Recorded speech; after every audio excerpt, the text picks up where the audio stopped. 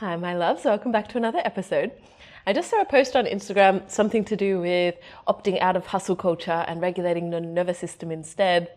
My Instagram seems to be very full of this kind of thing these days. But I just thought, why are they the only two options? Because they're not. And actually, the more we kind of feed ourselves with this narrative that those are the only two options, the more we are acting completely at a detriment to our own selves, because they are not the only two options. And when we live from this extremely black and white place, it actually completely handicaps us, I think, in our life. And the reason for that is that there is, of course, hustle culture, and I think our generation, and certainly the generations below, are becoming much more acutely aware of this, much more than the generations above us maybe. And we're not so much interested in like burning ourselves out too much or working insane overtime or just having like completely imbalanced work-life balance. But for some reason, there's still this narrative that to work hard at anything is still hustle culture. And of course, we have to use our discernment here. Like, you will know circumstances where you have worked very hard in your life and maybe it has been hustling, and maybe you have had some things with burnout, and maybe it hasn't been that beneficial to your health, maybe it hasn't been that beneficial to your life. And there are also times in your life, looking back, where you worked really hard at something, and although you worked really hard at it, it wasn't necessarily hustling, and it wasn't necessarily burnout, and it wasn't necessarily any of those things, but it was just the amount of hard work that was required to actually become proficient at a skill, to become excellent at a skill. And I've been thinking about this a lot because obviously I'm doing the Kalari diploma, which is hard work. I would say it is a lot of, not hustling, but there's a lot of mental effort and energy, as not to mention the physical effort and energy and emotional effort and energy that goes into just being consistent with this amount of training. And also, on a different tangent, I've also had this conversation so many times with different friends, one friend in particular, this kind of battle between ease and flow, which is kind of what this social media post is about. And it is just this concept of like, you know, things should be easy and flowy. So therefore, if you have to put a lot of energy, if you have to put a lot of effort, if you have to push, if you have to exert yourself, then it's a sign that you're not in alignment. And I just have a big issue with this way of thinking, because I don't believe it to be accurate. And I've recorded podcast episodes on this before, but this one will be a little bit different, I think, just because of all the things that I've been learning in the last months of the Kalari diploma. And I think if you think about anybody extraordinary at something, right? So if you go to a classical concert and you watch the pianist play, it will look completely effortless. It will look like their fingers are just like magical floating things, creating this extraordinary music. If you go to a ballet performance and watch a ballet dancer, they look effortless. They are floating. They're like floating in the air. If you, for some reason, need to have some sort of surgery, hopefully not touch wood, but like the surgeon is going to do the surgery on you and they're going to make it look easy. They're going to make it look effortless. You go to some sort of situation where somebody is negotiating something and they make the negotiations seem effortless. And the reason that these people can make these things look so effortless is because they have done them thousands and thousands and thousands and thousands of times. They have done them thousands of times with focus, with discipline, with dedication, with 100% attention. Of course, sometimes they've probably done those things distractedly. Of course, sometimes they've probably done them like when things were less than ideal in circumstances. And then they do them when they have the perfect day for it and all of the focus is there and it feels and looks marvelous to them. But the reality is that 90% of the time, they were there 100% in that thing, doing the work that was required to be able to reach this state of perceived effortlessness. The reason that the piano player can play like this is because he's done thousands, probably hundreds of thousands of hours of scales. I don't know if you've ever learned the piano, if you've ever had to do scales before, but there's not much fun about doing scales. It's just like going up the keyboard, down the keyboard, like up the keyboard, down the keyboard. And of course, this is true of like every single skill that we learn. There is its own version of scales. Of course, in the Kalari pit, there is the basic stances, the basic 4 stances, which I've been doing. I was doing Kalari mostly online for 2 years, more or less, and now I've been doing the diploma. And still, after all of that time, I'm still having so many problems with, especially one of my stances, like the short stance. And I'm realizing now that the whole time I'd been doing it, my back foot placement was just completely wrong on the floor. And so then I was trying to do the pose, like with my pelvis in the right way and my legs in the right way, but with my foot facing the wrong way. It was like just anatomically impossible for me to have the rest of my body in the correct alignment, which I was trying to do and like forcing. And so it just goes to show that like even after hundreds and thousands of hours of repetition, that's still not a guarantee of any kind of mastery. It's just a guarantee that you have more awareness to be able to then look at what you're doing and see, maybe, hopefully be able to notice how to improve even more.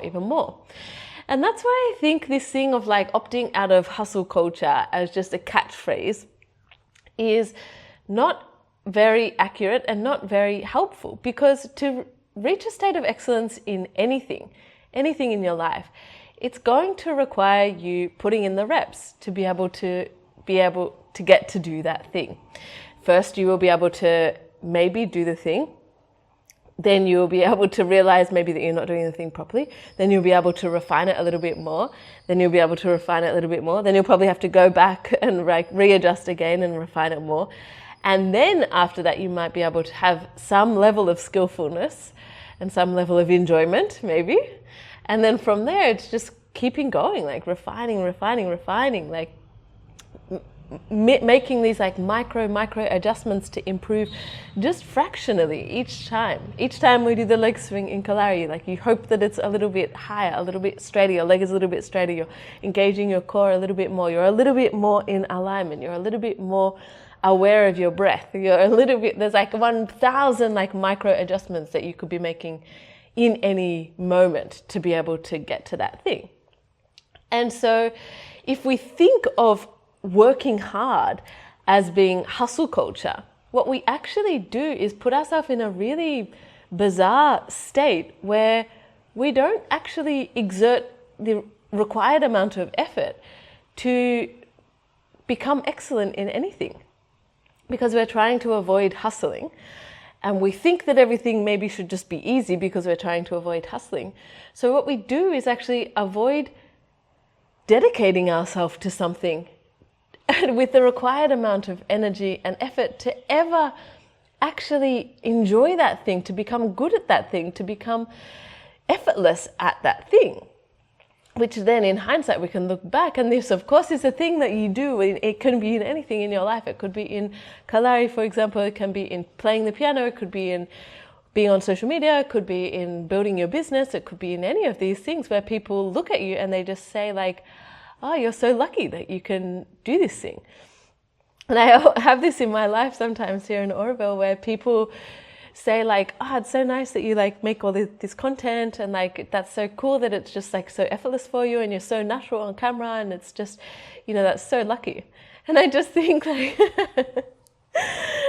if you could only see like the thousands of hours, agonizing hours, and the amount of money that I have spent on working with coaches and things like this to overcome all of my challenges and my traumas and all of these things from my childhood and my fear of visibility that always stopped me from doing these kind of things in the past. And then of course people get to see the result and just say like, oh yeah, like that looks effortless for you. But no, now it maybe is effortless, but the process was sickening, you know what I mean? And was that hustling? No, it was just working hard. It was just, and if we have an aversion to the phrase working hard, it was just like putting in the effort. It was just like doing the thing that was required to be able to get good at something. And this is where we get so entangled in our modern day culture, I think, because first of all, because we have all of this kind of messaging, which doesn't really serve any beneficial purpose in my mind. And secondly, because we have this aversion to working hard because we think that things should just be easy.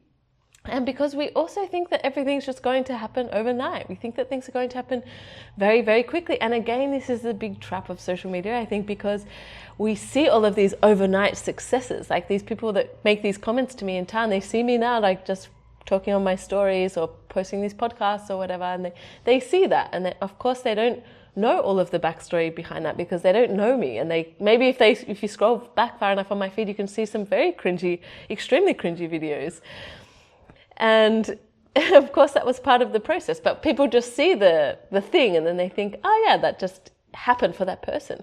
But actually, I think most of the time, when you see something extraordinary, you can just assume straight off the bat that they haven't achieved that thing overnight and that it's cost them a lot of energy and effort and discipline and hard work to be able to get to that place where now people look at them and just say like, wow, that's so lucky, you're so lucky, that's so effortless. The cost of that effortlessness is just an enormous amount of effort over time, which is just the recipe really for success in anything. And so effort over time could be called hustling, you know what I mean? And I think we do get this hustling effect where we think that we want to achieve something. We know it's going to cost us something, and we want the results to be very quick. We want the results to be overnight. We want the results to be right now.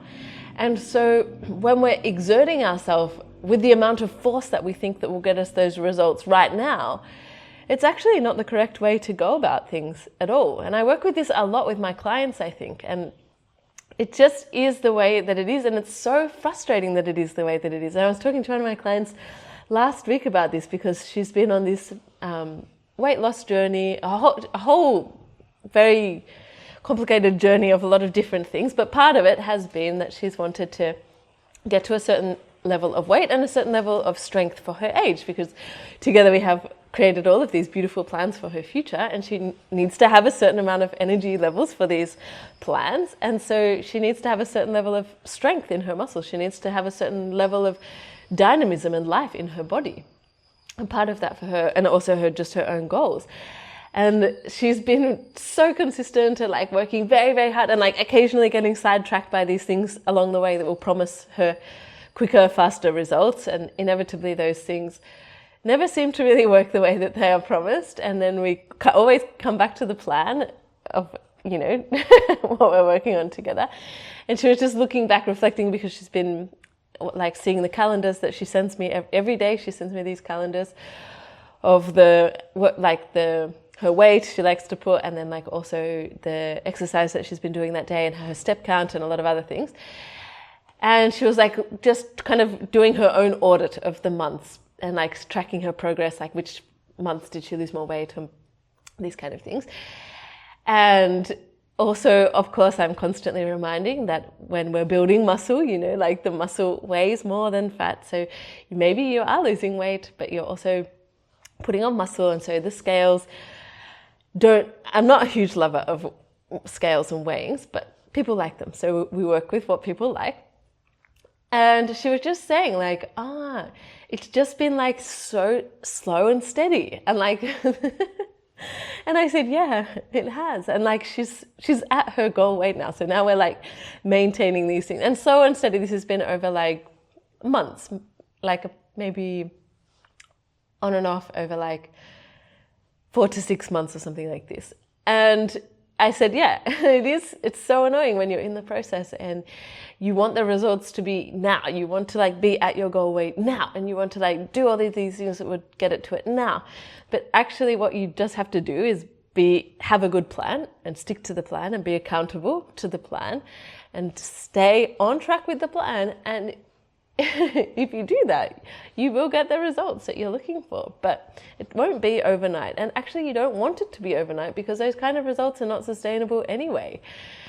And now she's reflecting on this and just thinking like, yeah, that is true. Like I've stuck to the plan more or less, and with a few blips here and there, and like it does work, but it requires just being consistent with the thing every day over time. And it's not groundbreaking that day, and that's where we get so caught up as well, because we want things to feel groundbreaking. We want things to be exciting. We want things to be overnight. We want things to be today. We want things to be super potent, like to the stratosphere. Tomorrow we want the result. And realistically, that's just not how things are. And so when we don't get the thing that quickly in that way, we have either burned ourselves out along the way by hustling to get to that thing, or we just completely lose motivation and lose focus and lose encouragement, and we fall off the wagon and we don't get there anyway. So the mindset that's much, much, much more beneficial to have is just this thing of like, just show up every day and expect that you're going to have to do the work that day for that thing. And just trust that the thing that you're building is building. And you don't have to hustle. You don't have to overexert. You don't have to waste extra energy to push yourself that much further, or to have this anxiety in the background of like, is it working? Is it working? Like, am I there yet? Am I there yet? Am I there? Is it working? That's the thing that will burn you out. The other side of all of this thing is that our modern day culture of rest is completely wrong, I think, like completely backward, completely also detrimental, which again is why I find this post so antagonizing. It's not restful to be relaxing in your house on your phone. Nothing about anything on your phone is restful unless you're listening to a meditation or a yoga nidra and you're not actively scrolling on your phone. Things on your phone are not restful to your nervous system. So anything that you're doing while you're on your phone is not actually restful to your system, even though you might feel like it's soothing you in some way. It's creating this nice little dopamine buzz or something. You've had a long day of work and you're just at home and you're scrolling on TikTok, and it does feel good. I also do this sometimes. In the moment, it feels good. Afterwards, it normally doesn't feel that good. But in the moment, you do feel like it is decompressing you in some way, that it is like soothing you in some way, it is numbing you in some way. This is my whole Instagram series at the moment of being impossible to numb. But the reality of it is that it is activating to your nervous system. So while on some level you feel soothed because it's distracting you maybe from the other things of the day, the discomforts of the day or the challenges of the day, it's costing you mental energy, it's costing you focus, it's costing you the cost of having like these kind of cheap addictive dopamine hits.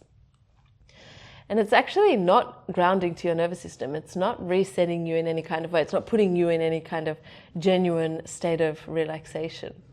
The same is true often of watching TV series or movies or kind of any of these things where there's this element of like drama or adrenaline involved in them. And I know a lot of people that love listening to true crime and like those kind of documentaries and audiobooks and that kind of thing before they go to sleep, or these like TV shows that are full of, just general drama, like drama between people, or maybe there's like a thriller or something like that.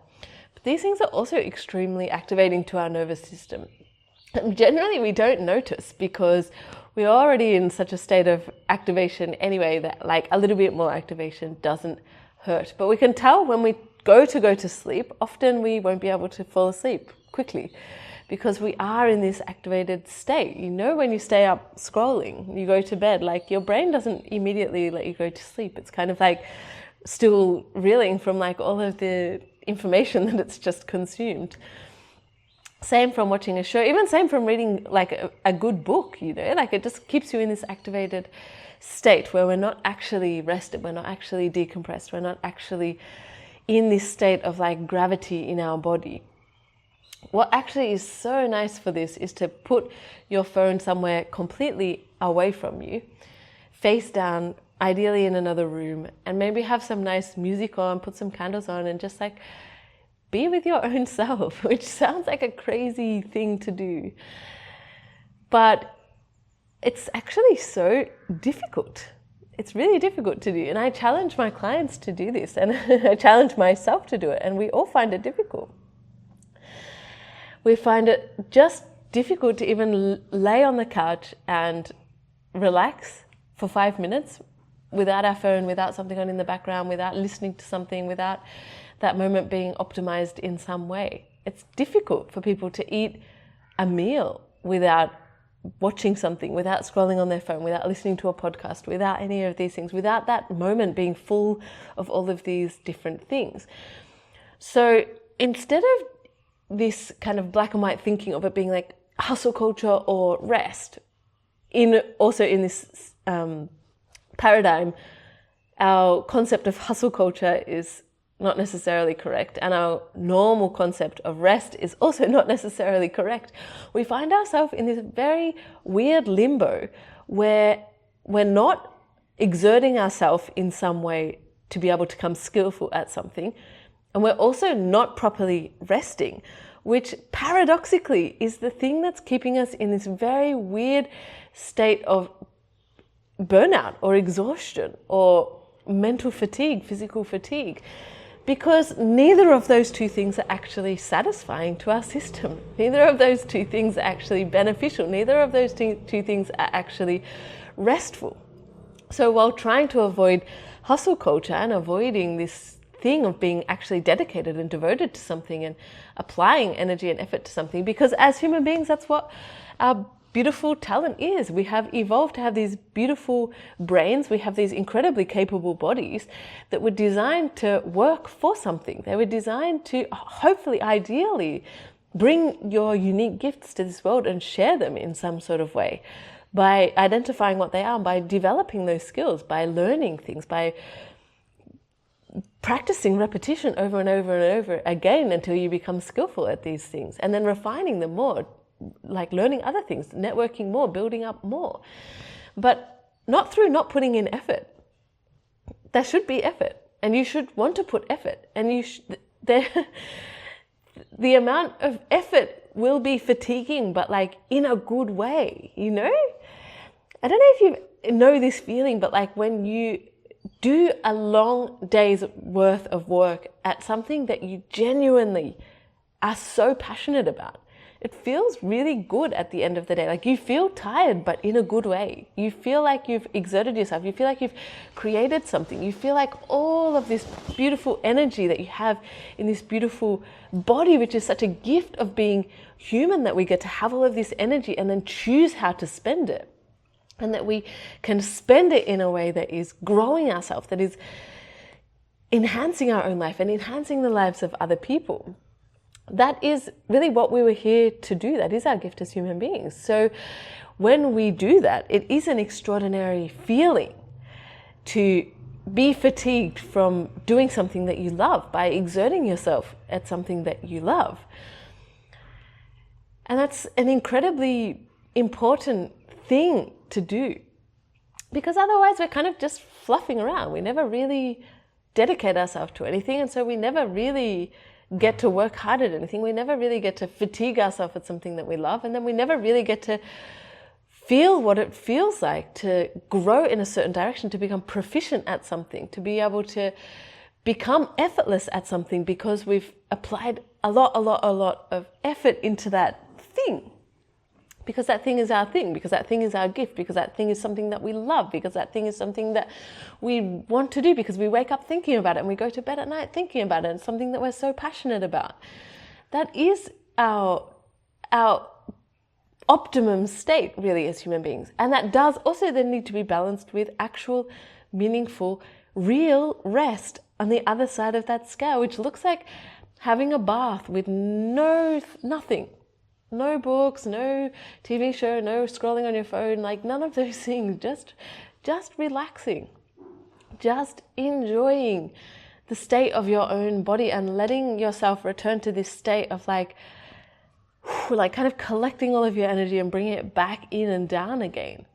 And it is like when we're in a very like productive, like outwards spending energy, learning, adapting, growing moment of applying energy and effort, it is generally like kind of an outwards energy. We want to gather it back and like anchor it back into our body again and ground it and like offset what of it isn't ours and what of it doesn't need to be activated in that moment.